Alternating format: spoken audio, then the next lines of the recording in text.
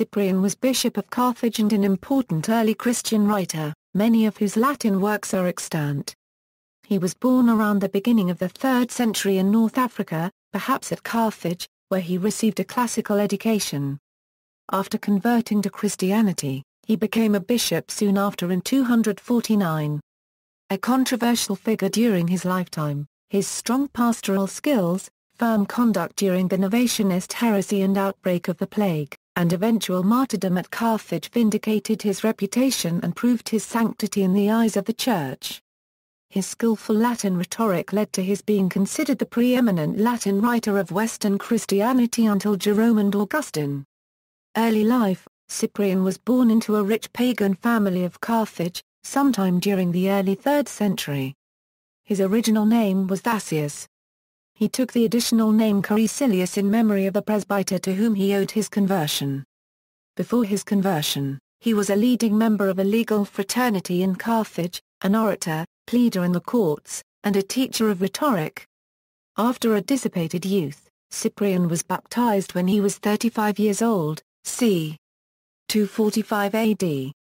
After his baptism, he gave away a portion of his wealth to the poor of Carthage, as befitted a man of his status.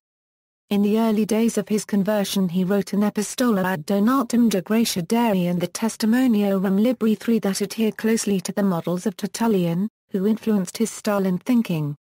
Cyprian described his own baptism in the following words. Contested election as Bishop of Carthage. Not long after his baptism he was ordained deacon, and soon afterward presbyter.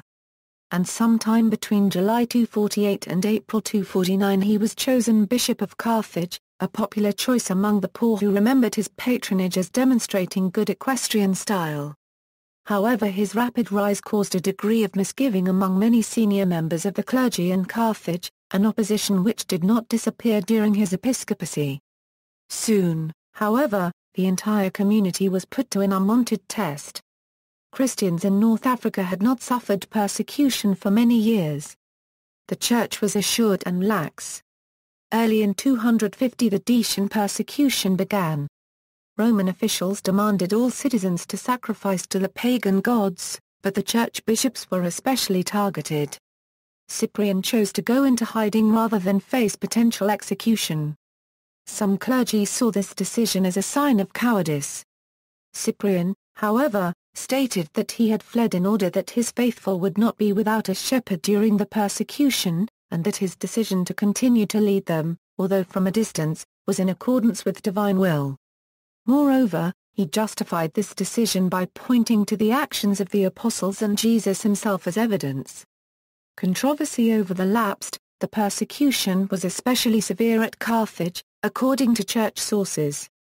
Many Christians fell away, and were thereafter referred to as lapsi. The majority had signed statements certifying that they had sacrificed to the Roman gods in order to avoid persecution or confiscation of property.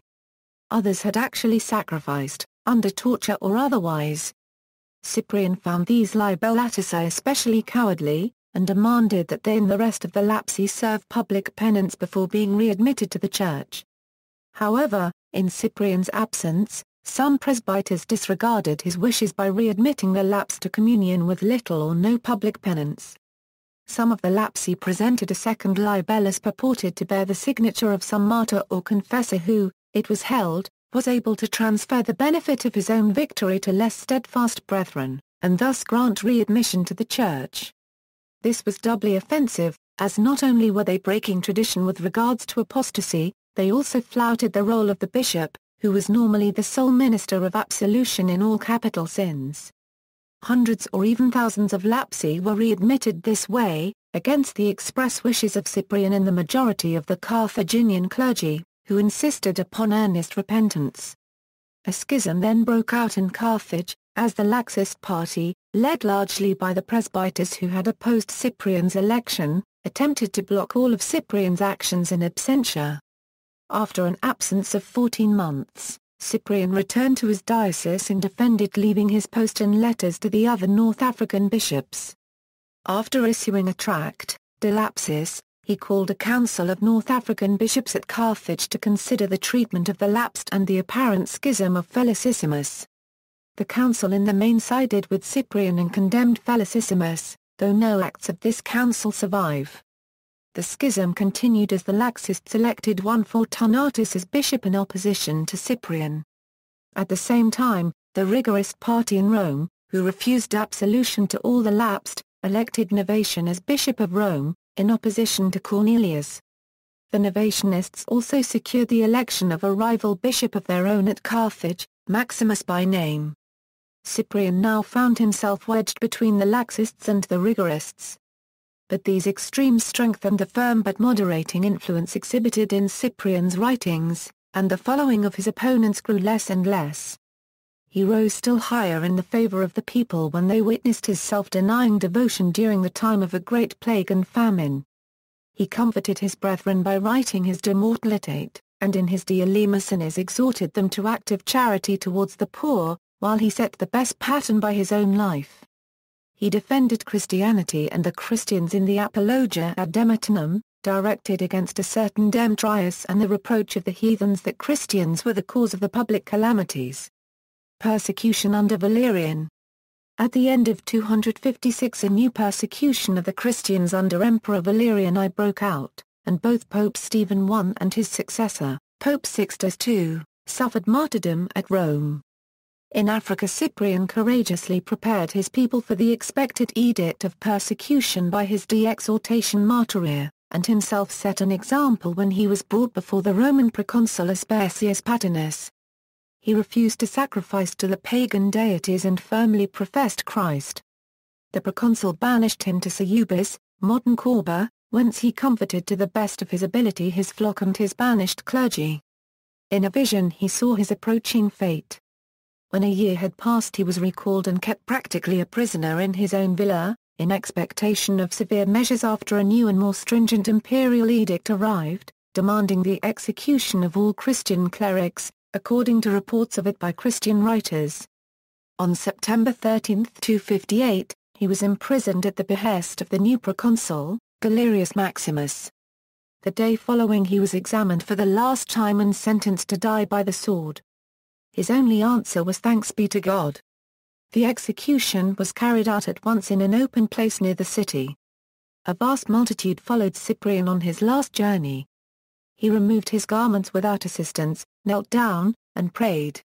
After he blindfolded himself, he was beheaded by the sword. The body was interred by Christian hands near the place of execution. Over it, as well as on the actual scene of his death, churches were afterward erected. These, however, were destroyed centuries later by the Vandals. Charlemagne is said to have had the bones transferred to France, and Lyon, Arles, Venice, Compiègne, and Rouen in Flanders claim the possession of the martyr's relics. Writings. St Cyprian was not a speculative theologian. Cyprian's writings were always connected to his pastoral ministry. His first major work was a monologue spoken to a friend called Ad Donatum, detailing his conversion, the corruption of Roman government and gladiator shows, and the only refuge of the Christian, prayer.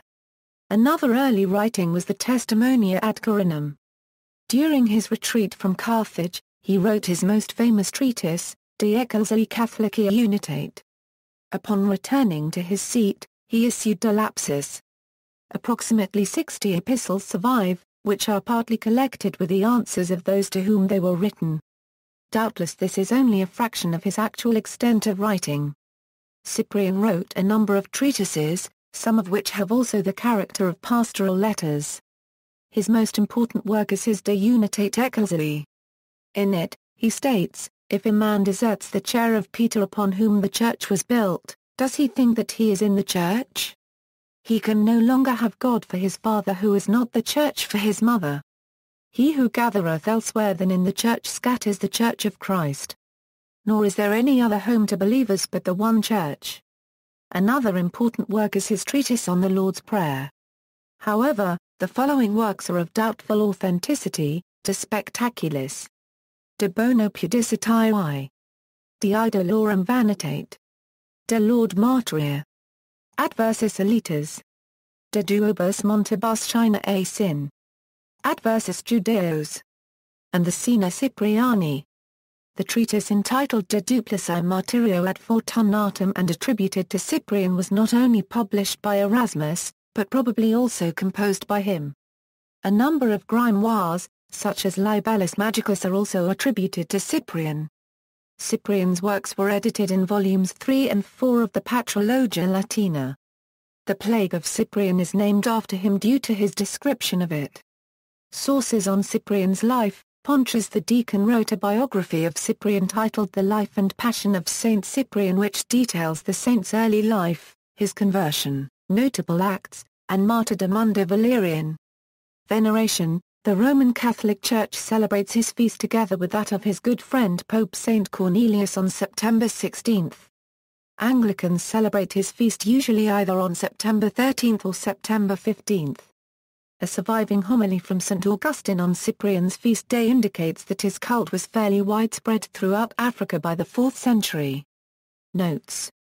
References. Brent, Alon, editor and translator, St Cyprian of Carthage, Selected Treatises, St Vladimir's Seminary Press, 2007, ISBN 0-88141-312-7, Brent, Alon, editor and translator, St Cyprian of Carthage, Selected Letters, St Vladimir's Seminary Press, 2007, ISBN 0-88141-313-5, Campbell, Philip, editor, The Complete Works of St Cyprian, Evolution Publishing, 2013, ISBN 1-935228-11-0, Daniel, Robin.